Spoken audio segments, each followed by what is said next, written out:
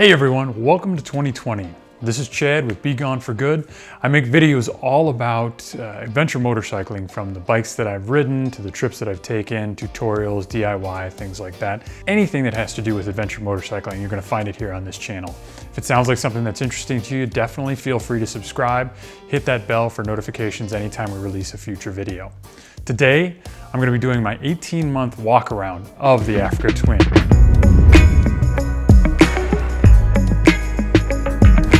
This is my 2017 Honda Africa Twin with all of the adjustments and farkles that I have added to it over the past couple of years.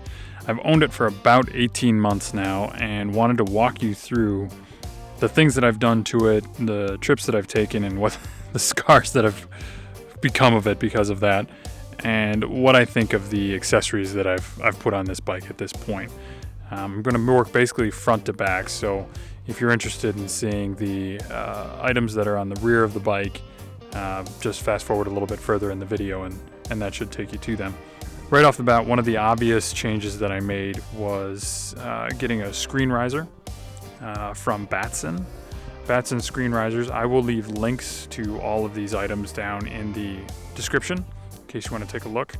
Now, the screen riser allows you to take this standard OEM windscreen and bring it up and down probably about 4.5, 6 inches, something along those lines. I leave them in the upper position most of the time just because I'm a fairly tall rider, and this allows some of that wind to get pushed up and over top of my helmet.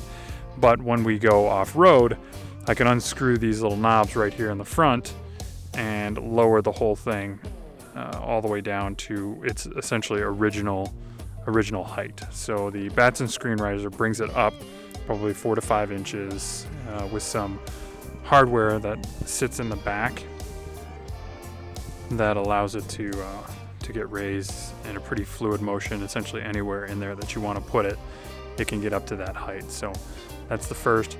Right here beneath that, you see the bracing that's here to protect the windscreen mount.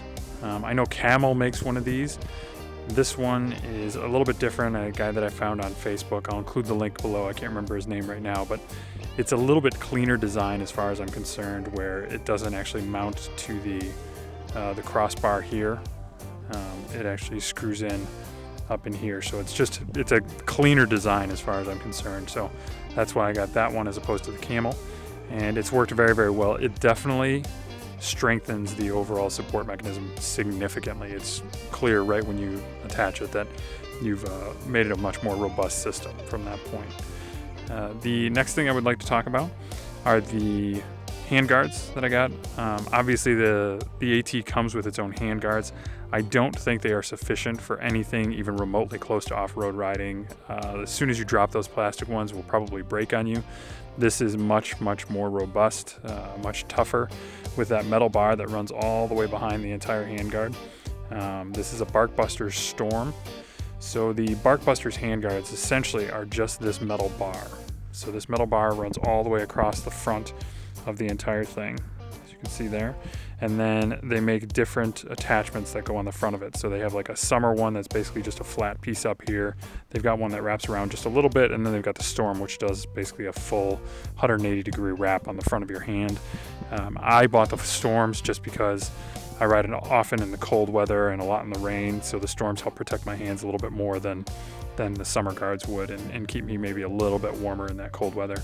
As you can see from the scarring up here, this bike was dropped a lot in Utah, and the handguards did a great job of protecting not only my handlebars but also the all-important levers that are behind here, making sure that you don't snap those off on the rocks or anything along those lines. So this was a great addition. This would be one of the things that I would say is a first accessory that you should get for your bike, especially if you have any plans on going off-road with it.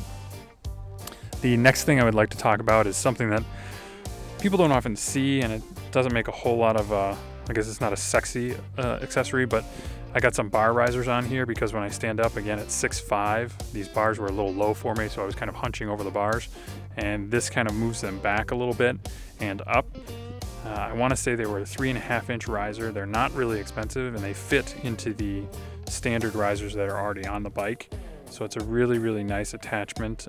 They make ones that match the gray of the AT too, so they'll fit in seamlessly. I got the chrome just because they were what was available.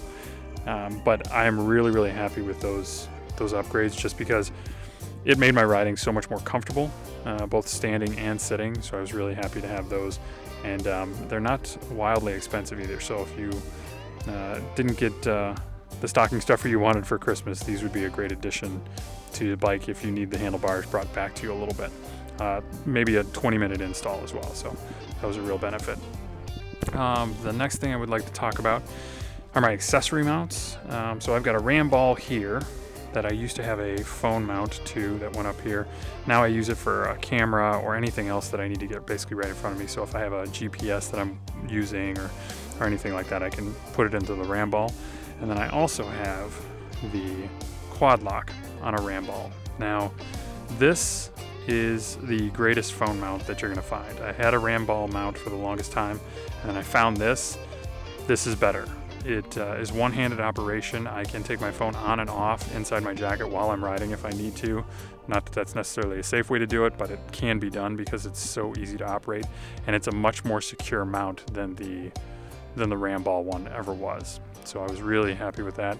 Again, it's not wildly expensive. It's super easy to install. They make a bunch of different clamps that go around your handlebars for any size handlebars that you have, and you can get that locked up in there for maybe 10 minutes of time.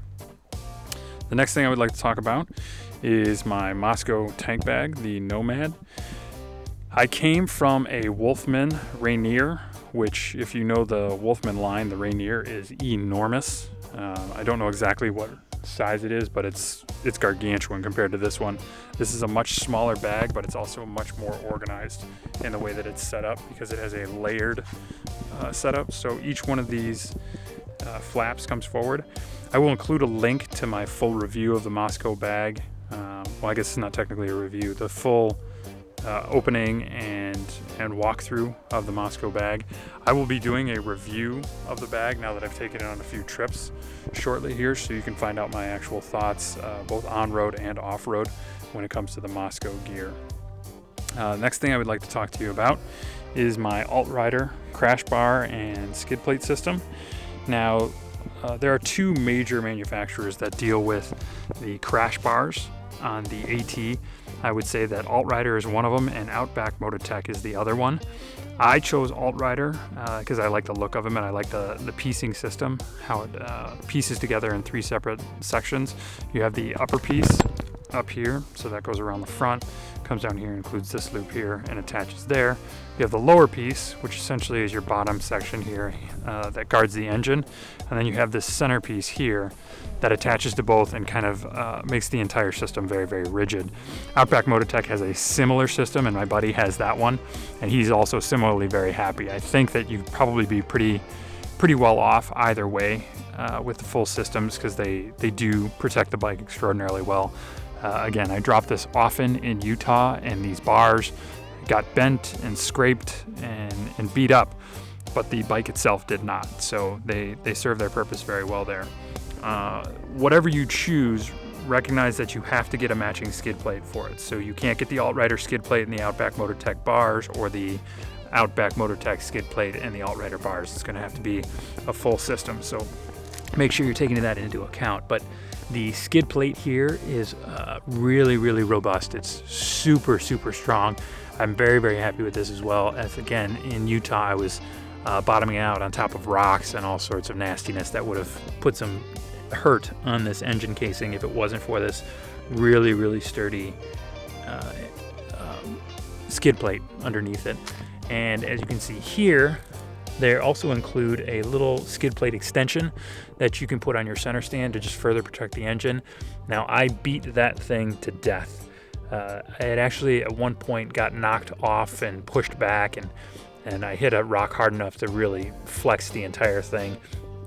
Probably would have been enough to disable the bike, but luckily because of the guard, just did a healthy amount of hurt on the guard itself. So that's another one. If you plan on going off-road, I would suggest getting definitely a skid plate, but even the skid plate extension would probably be a good idea. One of my first changes that I made was to the Night Design foot pegs that you see here. They have a couple of different designs. This is the less aggressive tread pattern.